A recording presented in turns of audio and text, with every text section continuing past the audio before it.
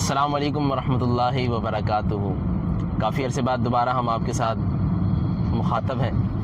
آج ہم گفتگو کر رہے ہیں رزق حلال کے حوالے سے۔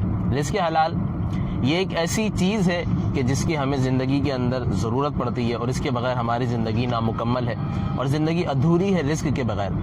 میں فی الحال یہاں پر رزق کا ویسے تو بڑا کافی وسیع مضمون ہے اور یہ کافی پھیلا ہوا ہے، مگر ہم اس وقت اس کرائٹیریا کے اندر بات کر رہے ہیں، اس دائرے کے اندر بات کر رہے ہیں رزق حلال کی، کہ جس کا تعلق ہمارے کھانے کے ساتھ ہے، ورنہ رزق کا مضمون بہت زیادہ وسیع ہے۔ دیکھیے، رزق حلال اور رزق حرام، رزق ہوتا ہے، حلال اور حرام اسے ہم خود بناتے ہیں۔ حدیث مبارکہ کے اندر آتا ہے کہ جب بچہ اپنے ماں کے شکم مادر میں ہوتا ہے، جب شکم مادر میں بچہ موجود ہوتا ہے تو اسی وقت اس کے رزق کو لکھ دیا جاتا ہے۔ یعنی یوں سمجھ لیجئے کہ ایک چیز ہے وہ رکھی ہوئی کسی جگہ پر، اب اس تک جانے کے دو راستے، یا تو صحیح طریقے سے پہنچ کر اسے اٹھا لیا جائے، یا تو پھر چوری کر کے ڈاکہ ڈال کے یا کسی اور منفی یا کسی غلط طریقے کے ذریعے اس تک جو ہے وہ رسائی حاصل کی جائے اور اس چیز کو حاصل کیا جائے۔ دو طریقے۔ اچھا، اگر پہلے طریقے سے اس چیز کو آپ حاصل کریں گے تو وہ صحیح ہے، کوئی اس کے اوپر کوئی کلام نہیں ہے کوئی، اور دوسری طرف اگر آپ اس کو منفی انداز میں حاصل کریں گے تو وہ غلط ہو جائے گا۔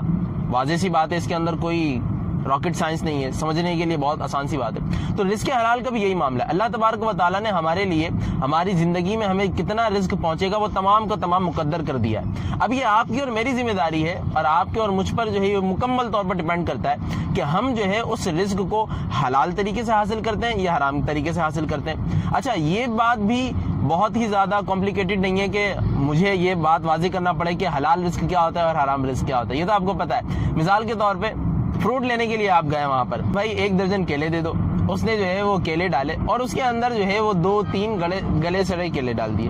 آپ نے اس کو کوئی سبزی کے لیے کہا، اس نے سبزی صحیح ڈالی، بیچ میں جو ہے اپنی طرف سے کچھ خراب ڈال دی، یا پھر جو آپ دے رہے تھے وہ اس نے نہیں ڈالی۔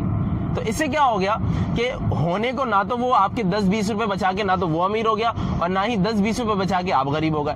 ہوا معاملہ یہ کہ ایک اچھا خاصا صحیح سالم رزق جو تھا حلال طریقے سے جسے وہ کما سکتا تھا، اسے اس نے دھوکے کے ذریعے حرام کر لیا۔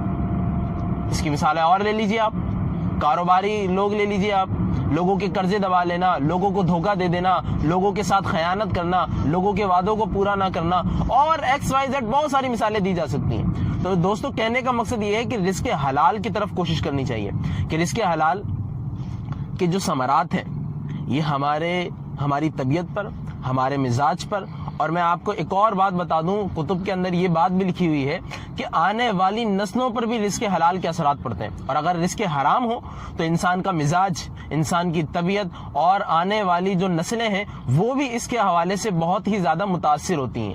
ظاہر سی بات ہے، جب ایک چیز آپ زمین کے اندر جو چیز اگائیں گے تو وہی چیز اگے گی۔ آپ جو ہے وہ اگر کیکر کا درخت اس کے اندر جو ہے اگاتے ہیں زمین میں، تو آپ یہ توقع نہ رکھیں کہ وہاں سے آم کا درخت اگے گا، اور اگر آپ جو ہے وہ کہیں پر پھول لگاتے ہیں تو یہ بھی امید نہ رکھیں کہ کوئی دوسرا جو ہے وہ وہاں سے پودا نکلے گا۔